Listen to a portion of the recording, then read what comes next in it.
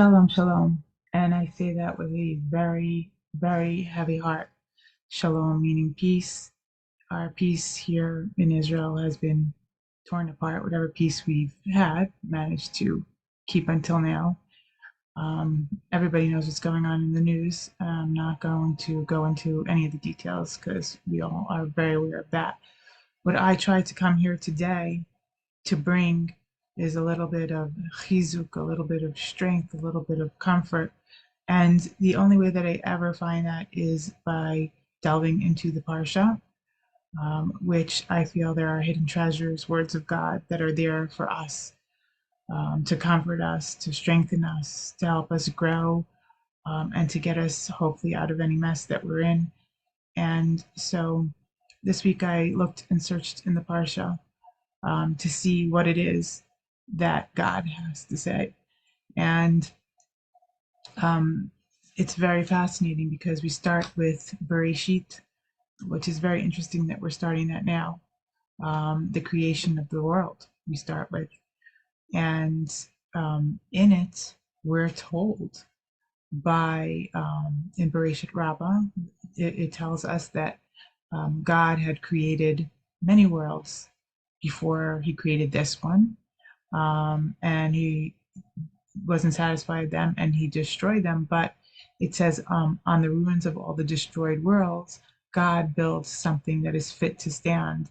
And that was this world that we live in now.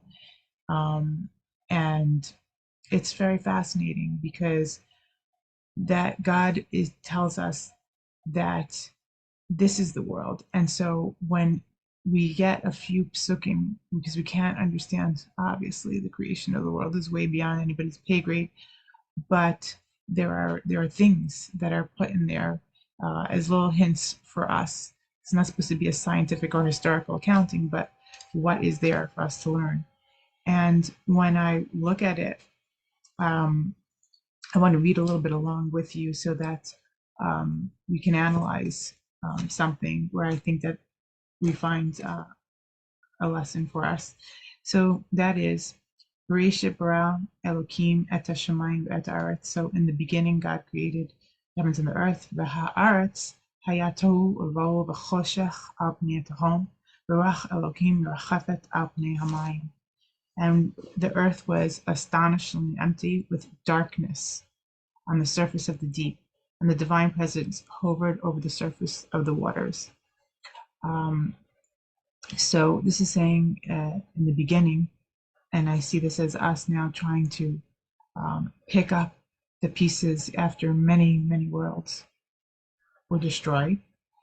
And what the Midrash Rabbah tells us is that when the worlds were destroyed, it's not like we just forgot about it. God built on the pre-existing worlds something, and that this is what we are supposed to do. All this destruction, we can't just let it be and not have built something better out of it, something that will last forever.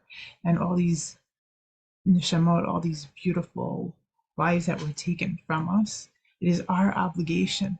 It is our obligation, excuse me,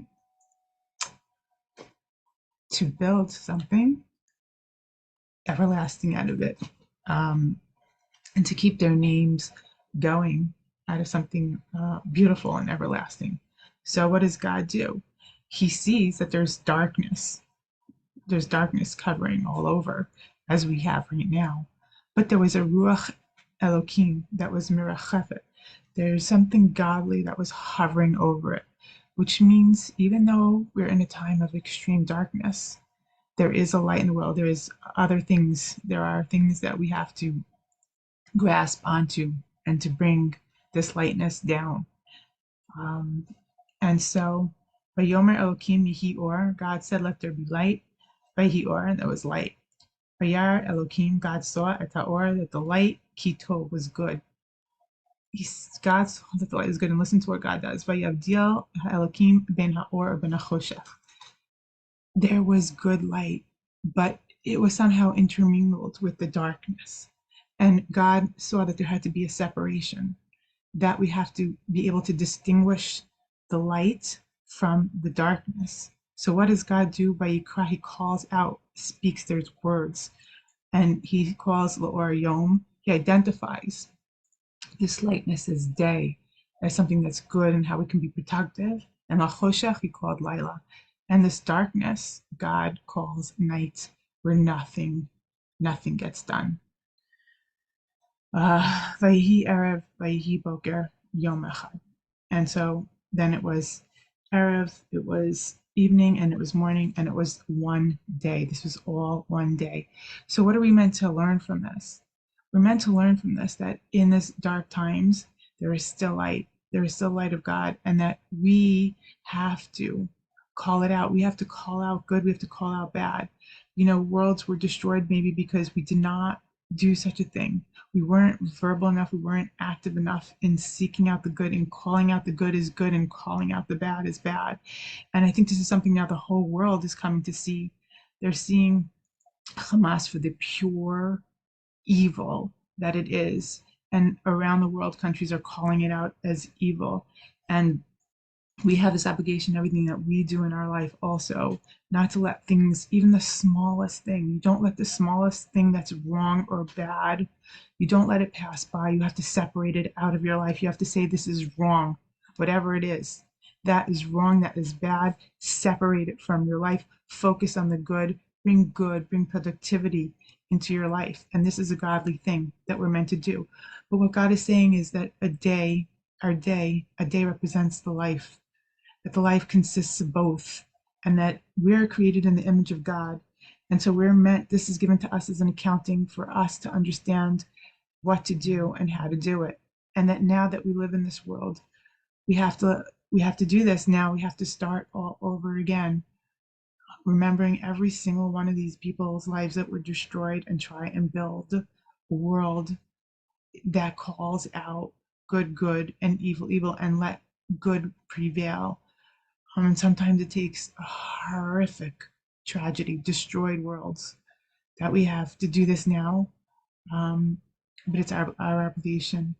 And it would be making something out of destruction. And it says, Olam Chesed Yibaneh.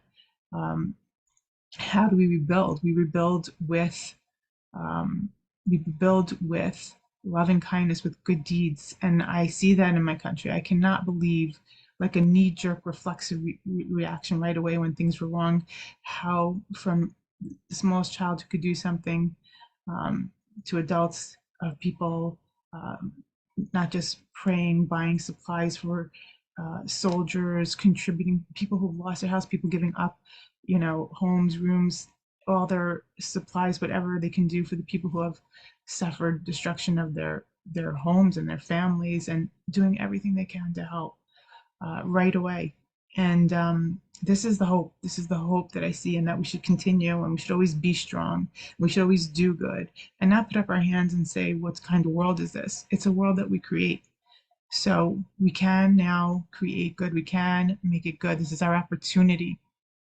This is our chance to correct the wrong and to have good prevail.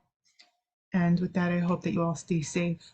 And I wish you Besorah Tovot, only good tidings. Shabbat Shalom. May it really be a Shabbat full of peace for all of us. Amen.